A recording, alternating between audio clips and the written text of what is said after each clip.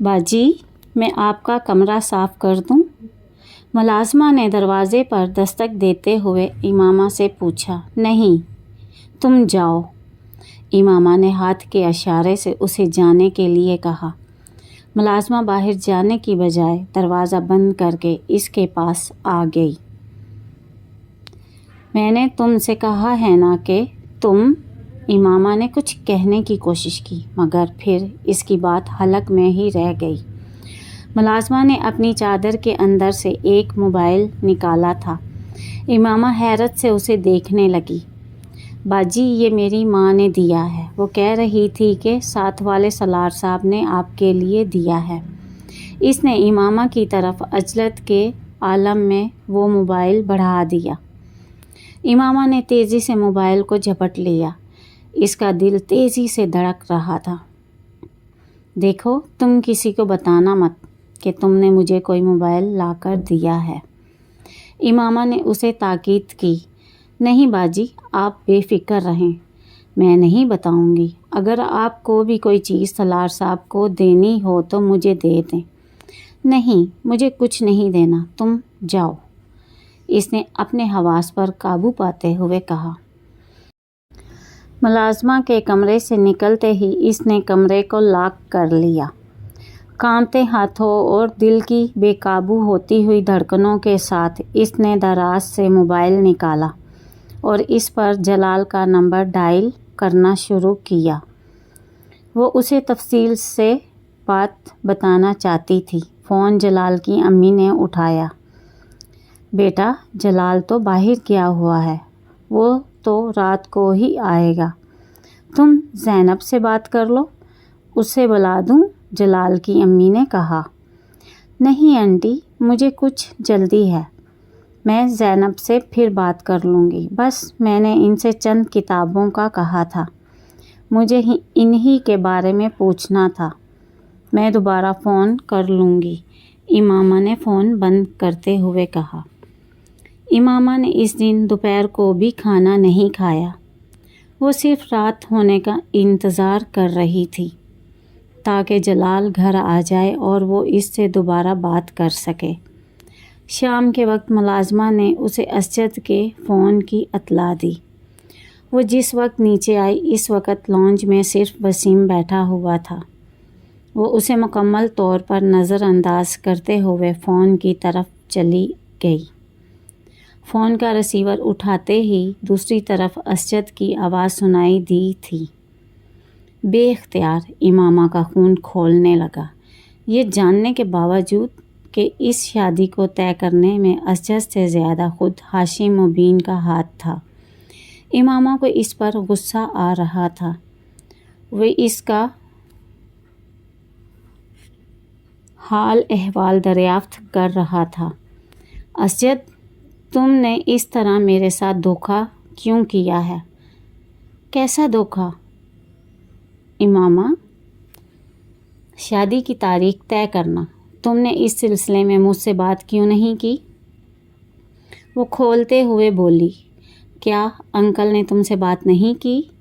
انہوں نے مجھ سے پوچھا تھا اور میں نے ان سے کہا تھا کہ میں ابھی شادی کرنا نہیں چاہتی۔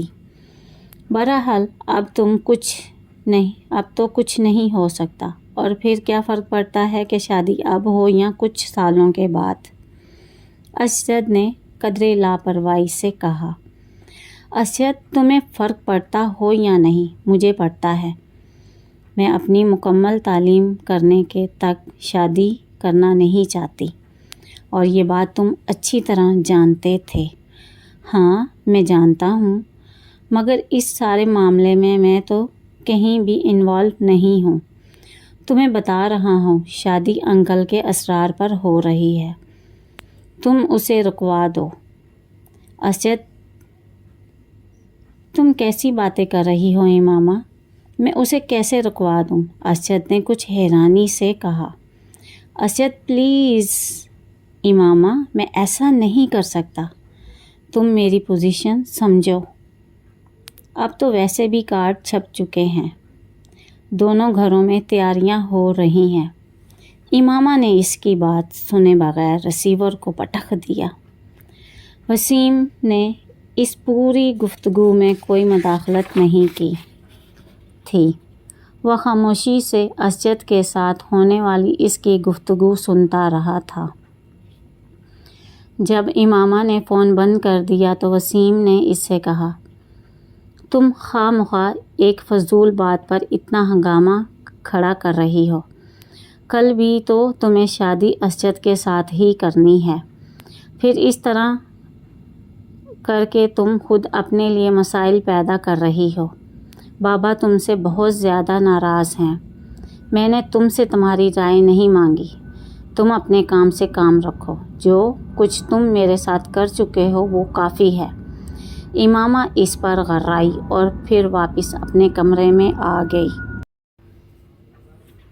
وہ رات کو بھی اپنے کمرے سے نہیں نکلی تھی، مگر ملازمہ کے کھانا لانے پر اس نے کھانا کھا لیا۔ رات کو 11 بجے کے قریب اس نے جلال کو فون کیا۔ فون جلال نے ہی اٹھایا تھا۔ شاید وہ امامہ کے فون کی توقع کر رہا تھا۔ مختصر سی تمہید کے بعد وہ اصل موضوع کی طرف آ گیا۔ امامہ، میں نے ابو سے کچھ دیر پہلے بات کی تھی، اس نے امامہ سے کہا۔ پھر وہ اس کے استفسار پر چند لمحے خاموش رہا۔ پھر اس نے کہا، ابو اس شادی پر رضامند نہیں ہیں۔ امامہ کا دل ڈوب گیا۔ مگر آپ تو کہہ رہے تھے کہ انہیں اس شادی پر کوئی اعتراض نہیں ہوگا۔ ہاں، میرا یہی خیال تھا، مگر انہیں بہت ساری باتوں پر اعتراض ہے۔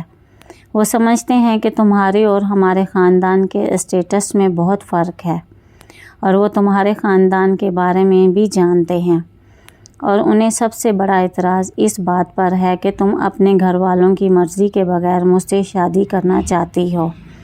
انہیں یہ خوف ہے کہ اس صورت میں تمہارے گھر والے ہمیں تنگ کریں گے۔ وہ ساکت بیٹھی موبائل کان سے لگائے اس کی آواز سنتی رہی۔ آپ نے انہیں رضامند کرنے کی کوشش نہیں کی؟ ایک لمبی خاموشی کے بعد اس نے کہا، میں نے بہت کوشش کی۔ انہوں نے مجھ سے کہا کہ اگر تمہارے گھر والے اس شادی پر تیار ہو جاتے ہیں تو پھر وہ بھی راضی ہو جائیں گے، اس بات کی پرواہ کیے بغیر کہ تمہارا خاندان کیا ہے، لیکن تمہارے گھر والوں کی مرضی کے بغیر وہ میری اور تمہاری شادی کو تسلیم نہیں کریں گے۔ جلال نے اس سے کہا، اور آپ کیا کہتے ہیں؟ امامہ، میری کچھ سمجھ میں نہیں آ رہا، جلال نے کچھ بے بسی کے عالم میں کہا۔ جلال، میرے پیرنٹس کبھی آپ سے میری شادی پر تیار نہیں ہوں گے۔ بصورت دیگر ہماری پوری کمیونٹی ان کا بائیکاٹ کر دے گی، اور وہ یہ کبھی بھی برداشت نہیں کر سکتے۔ اور پھر آپ اسجد سے میری منگنی کو کیوں بھول رہے ہیں؟ امامہ، تم پھر بھی اپنے والدین سے بات تو کرو، ہو سکتا ہے کوئی راستہ نکل آئے۔ میں کل بابا سے تھپڑ کھا چکی ہوں، صرف یہ بتا کر کہ میں کسی دوسرے میں انٹرسٹڈ ہوں۔ امامہ کی آواز بھرانے لگی۔ اگر انہیں یہ پتہ چل گیا کہ میں جسے پسند کرتی ہوں وہ ان کے مذہب کا نہیں ہے تو وہ مجھے مار ڈالیں گے۔ پلیز آپ انکل سے بات کریں، آپ انہیں میرا پرابلم بتائیں، اس نے ملتجانہ لہجے میں کہا۔ میں ابو سے کل دوبارہ بات کروں گا اور امی سے بھی، پھر میں تمہیں بتاؤں گا کہ وہ کیا کہتے ہیں۔ جلال پریشان تھا۔ امامہ نے جس وقت اس سے بات کرنے کے بعد فون بند کیا وہ بے حد دل گرفتہ تھی۔ اس کے وہم و گمان میں بھی یہ نہیں تھا کہ جلال کے والدین کو اس شادی پر اعتراض ہوگا۔ موبائل ہاتھ میں لیے وہ بہت دیر تک خالی الذہنی کے عالم میں بیٹھی رہی۔